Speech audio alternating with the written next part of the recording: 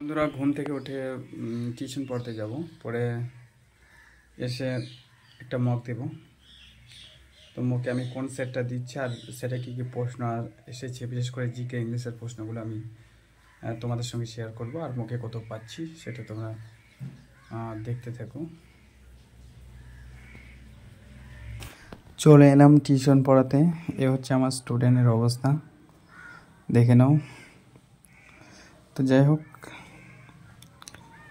এরপরে আমাকে পড়তে বসতে হবে। এই বইটা থেকে আমি মক দেব, এই বইটা থেকে দেবলীনা ব্যানার্জি আর রিমি ব্যানার্জি। আমার যেহেতু ওএমআর সিট শেষ হয়ে গেছে, তো এইটাতে আমি গোল করে মক দেব। তো বন্ধুরা তো পাচ্ছি, আমি তোমাদের সঙ্গে শেয়ার করবো। এটা 85 নম্বরের মক দেব। মকের অবস্থা খুবই খারাপ। এই তো 85 নম্বরে একটা মক দিলাম, আমার সঠিক হয়েছিল 52টি আর ভুল হয়েছিল 13টি, দিয়ে আমি টোটাল পেয়েছি 48.75, মানে 3.25 আমার বাদ চলে গেছে। যাই হোক, আমার সেটা যে প্রশ্নগুলি ছিল সেগুলো কারেকশন করছি। প্রজ্ঞপারমিতা গ্রন্থের রচয়িতাকে নাগার্জুন, ঠিক আছে, এটা এসেছিল। তারপরে এই ফরিয়ান বানানটা ভুল ছিল, কোনটা ইনকারেক্ট, ফরিয়ান ওটা ভুল ছিল। তারপরে হচ্ছে ভারতের প্রথম মহিলা অনার্স গ্র্যাজুয়েট পাস করেছে কাদম্বরী গাঙ্গুলি, এটা এসেছিল।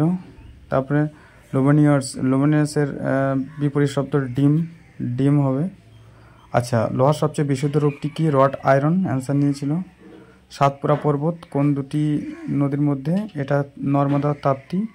ছোটনাগপুর মালভূমি ও পূর্বে গাঙ্গেয় বদ্বীপ মধ্যবিত্ত অঞ্চল কি নামে পরিচিত? রাহো অঞ্চল নামে পরিচিত।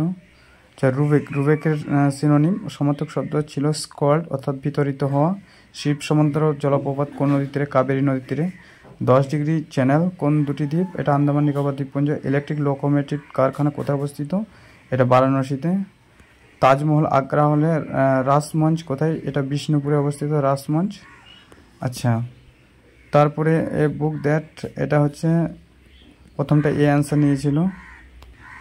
তারপরে এসেছিল যে মহাত্মা গান্ধী গোল টেবিল সম্মেলনে যোগদান করে, দ্বিতীয় গোল টেবিল 1930-এ হয়েছিল। 1929 সালে যে ভারতীয় জাতীয় কংগ্রেসের লাহোর অধিবেশন কে সহায়তা করেন? জওহরলাল নেহেরু অ্যান্সার নিয়েছে। আচ্ছা, সোপোরটার এটা হবে টু পোর অ্যান্সার নিয়েছে। কোন দুটি দেশ ম্যালেরিয়া মুক্ত? আজারবাইজান আর তাজিকিস্তান অ্যান্সার নিয়েছে। ঋগ্বেদে গাভীকে কী বলা হয়? অগ্রহণ্য বলা হয়। ঋগ্বেদে কোন মণ্ডলে গায়ত্রী মন্ত্রের কথা উল্লেখ আছে? 10ম মণ্ডলে। ওমেন নেচার ইন পলিটিক্স গ্রন্থের রচয়িতাকে গ্রাহাম ওয়ালাস। আচ্ছা, জীববিজ্ঞানের কোন শাখায় কীট পতঙ্গ নিয়ে আলোচনা করা হয়েছে? অ্যান্টোমোলজি শাখায়। ভারতের সিলিকন ভ্যালি কাকে বলা হয়? বেঙ্গালুরুকে সিলিকন ভ্যালি বলা হয়। এ হচ্ছে এই প্রশ্নগুলো ছিল আর কি, এই জিকেগুলো। তারপর অন হু কালেক্ট স্ট্যাম্প, যে কালেক্ট স্ট্যাম্প করে তাকে কী বলা হয়? এটা হচ্ছে ফিলোটেলিস্ট বলা হয়, যে স্ট্যাম্প কালেক্ট করে। আই প্রিয়েস হিম, এটা অনলি হবে শূন্যস্থানে। আচ্ছা, তারপর এটা ইন্টু হয়েছে, ওটা আমার ভুল হয়েছিল। 100 অফ মেন্স, এটা কি হবে? এটা assembled there. Hundreds of man assemble there's. Simuk কোন বংশের রাজা ছিলেন? সাতবাহন বংশের রাজা ছিলেন। আচ্ছা, এ হচ্ছে ইংলিশের অবস্থা। ইংলিশগুলো বেশ কঠিন ছিল, আমি ম্যাক্সিমাম ইংলিশে পারিনি। তার দূরের বস্তু দেখতে অসুবিধা হলে চশমা, ওটা অবতার লেন্স।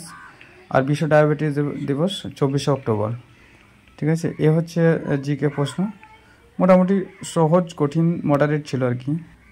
মক তো দিয়ে দিলাম, এখন দেখা যাক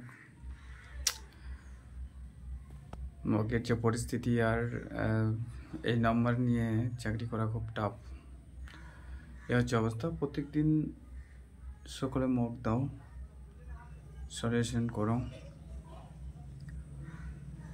আর ঈশ্বরের কাছে প্রার্থনা করো যেন প্রশ্ন আউট না হয়। এমনিতে নাম্বার হচ্ছে না, তার উপর যদি প্রশ্ন আউট হয় তাহলে তো খুবই সমস্যা। দেখা যাক কী হয়।